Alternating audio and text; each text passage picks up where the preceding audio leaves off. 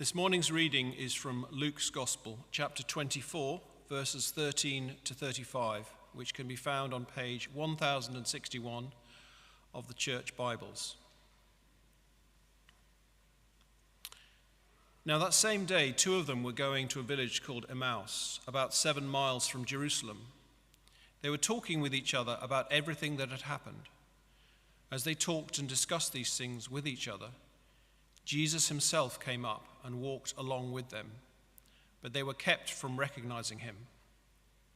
He asked them, "What are you discussing together as you walk along?" They stood still, their faces downcast. One of them, named Cleopas, asked him, "Are you the only one visiting Jerusalem who does not know the things that have happened there in these days?"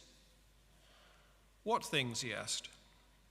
"About Jesus of Nazareth," they replied. "He was a prophet, powerful in word and deed before God and all the people. The chief priests and our rulers handed him over to be sentenced to death, and they crucified him. But we had hoped that he was the one who was going to redeem Israel. And what is more, it is the third day since all this took place. In addition, some of our women amazed us. They went to the tomb early this morning, but didn't find his body. They came and told us that they had seen a vision of angels who said he was alive. Then some of our companions went to the tomb and found it just as the woman had said, but they did not see Jesus." He said to them, "How foolish you are, and how slow to believe all that the prophets have spoken. Did not the Messiah have to suffer these things and then enter his glory?" And beginning with Moses and all the prophets, he explained to them what was said in all the scriptures concerning himself. As they approached the village to which they were going, Jesus continued on as if he were going further. But they urged him strongly, "Stay with us, for it is nearly evening. The day is almost over." So he went in to stay with them. When he was at the table with them, he took bread, gave thanks, broke it, and began to give it to them. Then their eyes were opened, and they recognized him, and he disappeared from their sight. They asked each other, "Were not our hearts burning within us while he talked with us on the road and opened the scriptures to us?" They got up and returned at once to Jerusalem. There they found the 11 and those with them assembled together and saying, "It is true, the Lord has risen and has appeared to Simon." Then the two told what had happened on the way and how Jesus was recognized by them when he broke the bread. This is the word of the Lord.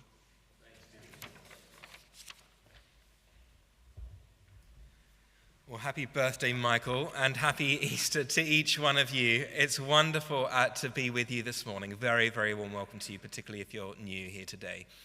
As Mark said, my name's Jamie, I'm the vicar here. And Easter is a wonderful day.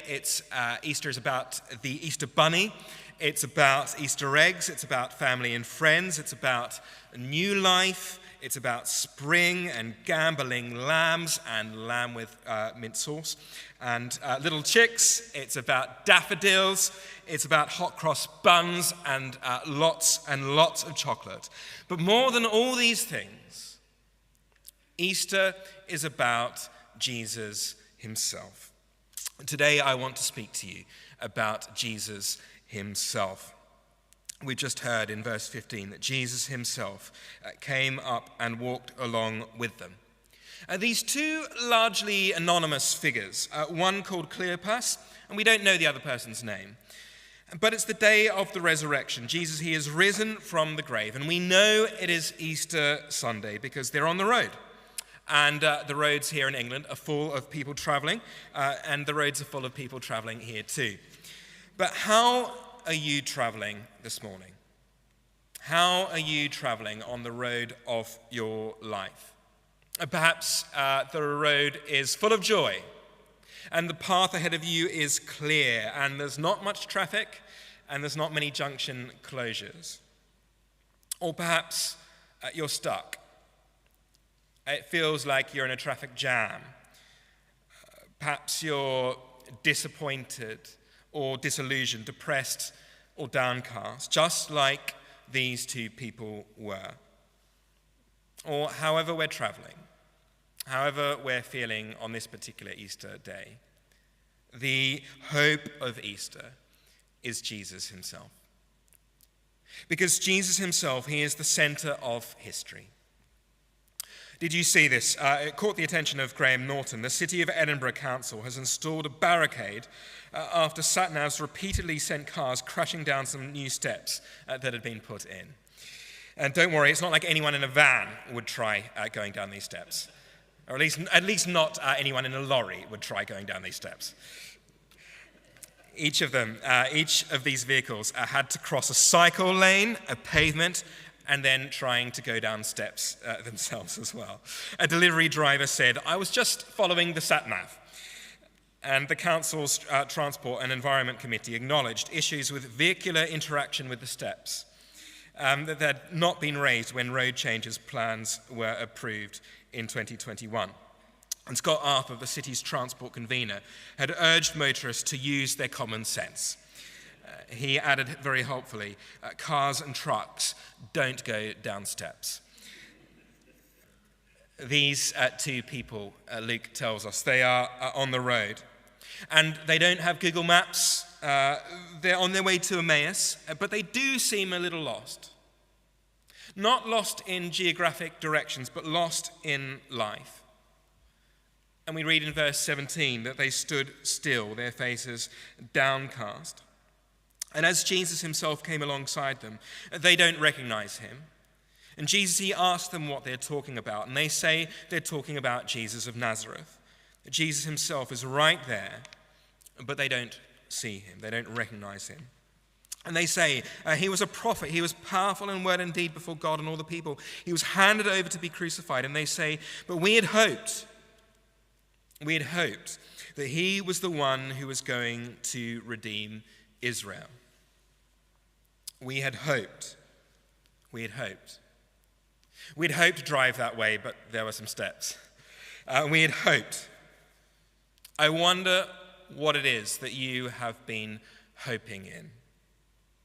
They'd placed their hope in Jesus, but they didn't understand what had happened that first Easter weekend. He said to them, "How foolish you are and how slow to believe all that the prophets have spoken.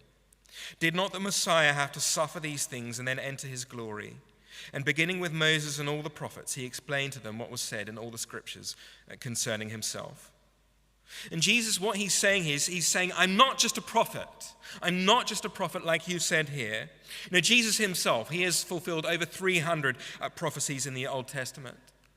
And earlier in Luke, we read that Jesus, he resolutely set out for Jerusalem. Jesus did not accidentally go to the cross. He did not drift into it. He did not stumble down some steps. He did not get waylaid. He was not diverted. Jesus knew exactly where he was going. He was a man on a mission.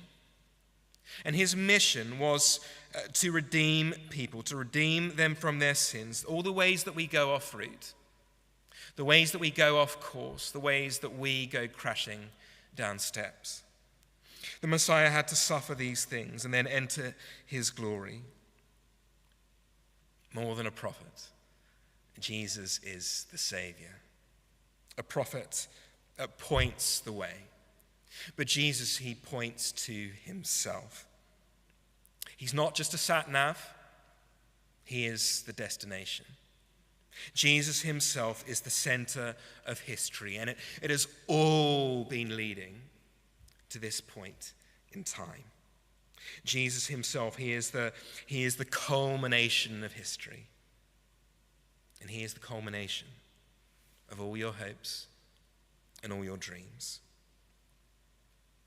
But the resurrection is not just an historical event, because Jesus himself is risen from the grave. And there is the risen Jesus with them, with these two people, having very human interactions, walking, eating, getting tired. If we jump forward to the end of the passage, we see two people here. They race back to Jerusalem, and there they found the 11 and those with them. And they said, "It is true. It's true. The Lord has risen. It is true. It is true. Jesus himself is risen from the grave. Maybe like these people, you find it difficult to believe. The resurrection seems too far-fetched. Well, can I encourage you to investigate? On your way out, we'll hand you a little booklet called Why Easter. It's really helpful, opening up of the evidence and the reality of what Easter is. And how we see that everything in Scripture points to Jesus. And how we can be confident that this is reliable. We too, we can say it is true, the Lord is risen. Each one of us, we can have that confidence today. But we see the disciples, we see them heavy with sorrow, with disappointment and bewilderment. And in their hour of need, they did not need Christian values. What they needed was Jesus himself. They had placed their hope in him. And hope lives because Jesus lives. And Jesus Christ is risen from the grave. The resurrection, it was not the reversal of a defeat, but it was the manifestation of a victory. And the resurrection means that the worst thing that can happen to you is never the final thing. All because he lives. And because Jesus Christ is risen from the grave. And this means that you can ask Jesus himself to walk and to eat with you. Easter Sunday isn't just the center of history. It can be the center of your life too. It isn't just an historical event, but it can be an everyday reality for you. Not just evidence, but experience. It's the experience of billions of people around the world, people in countries where they don't have Bibles.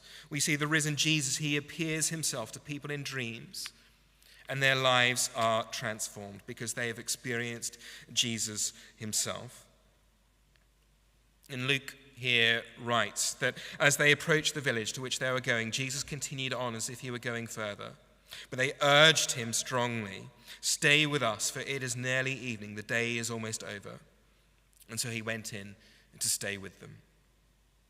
And this Easter Sunday, Jesus himself is on the road again.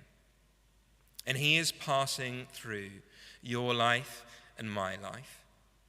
And can I urge you to urge Jesus himself to stay and to eat and to talk with you?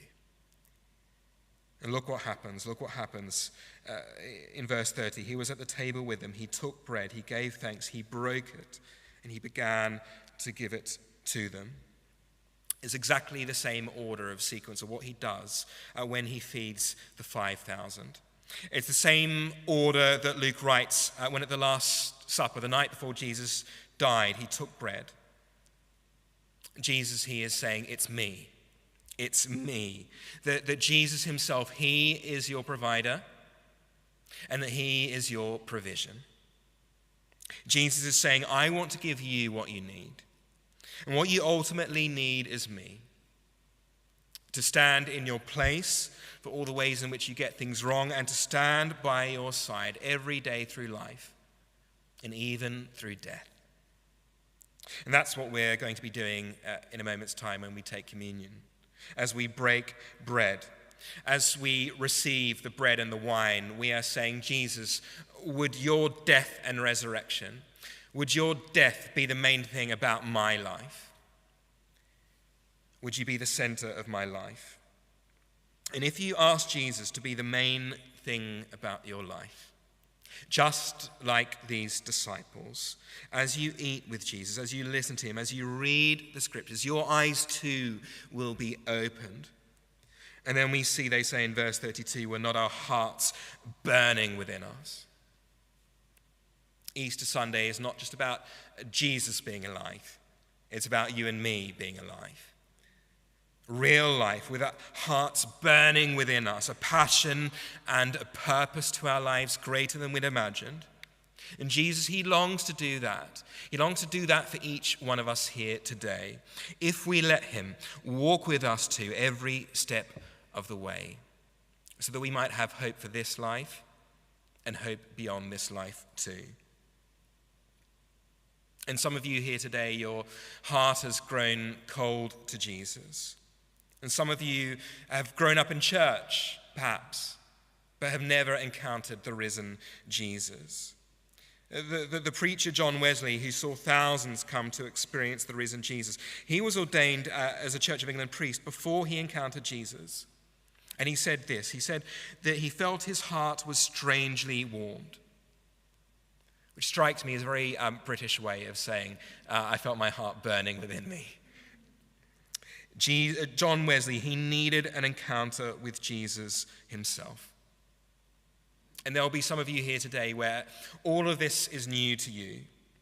But each one of us, each one of you, all of us here today, we can ask Jesus himself to walk and to eat with you. It is the same risen Jesus who says in the book of Revelation, "Here I am. I stand at the door and knock. If anyone hears my voice and opens the door, I will come in and eat with that person and they with me." Jesus is saying this to anyone and to everyone. Luke is saying here, don't be lukewarm, but you can be on fire. You can be a flame with Jesus' love in your heart, because Jesus is alive. Jesus is alive. He is risen from the grave, and he is walking here amongst us today. This Jesus himself, who is the center of history, this Jesus himself who is risen from the grave, who wants to walk and to eat with you. He is risen. He is risen indeed.